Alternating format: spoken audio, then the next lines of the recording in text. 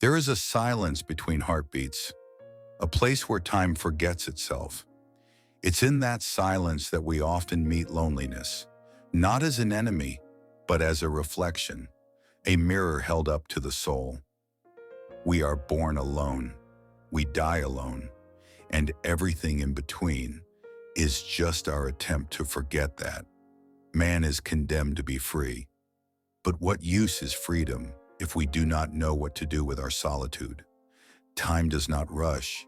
It waits, it watches, and then it swallows. Each second we live is already a second we've lost. But perhaps that is not a curse. Perhaps, as Khalil Gibran once said, time is not something we keep. It is something we give. We give it to others, to memories, to the echo of a voice we once loved, to the warmth of hands we no longer hold. And yet, even in the face of death, love insists on speaking. Love is stronger than death, whispered Spinoza, not because it stops death, but because it survives it.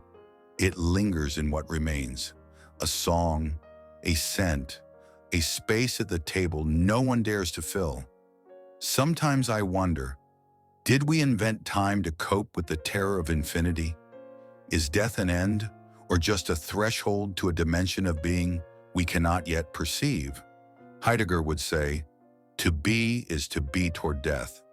But I think, to be is also to reach across that death and still choose to love, even when it hurts, especially when it hurts.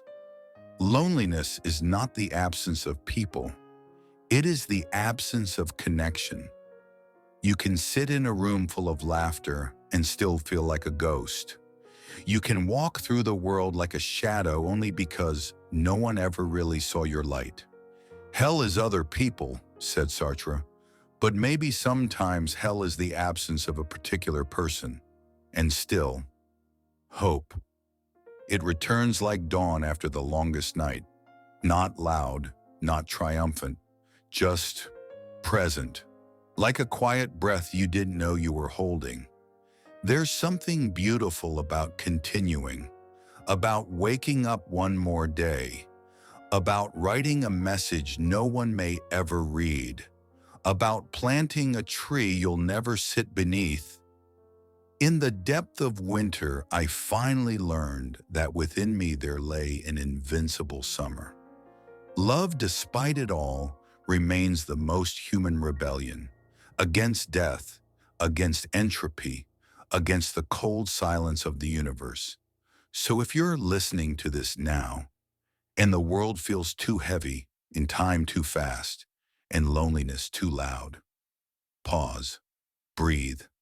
You are not alone in your aloneness. One day we will all disappear. But maybe, just maybe, something of us will remain. In the way we made someone feel, in the words we whispered on a sleepless night, in the love we gave without knowing if it would ever return. That is how we become eternal.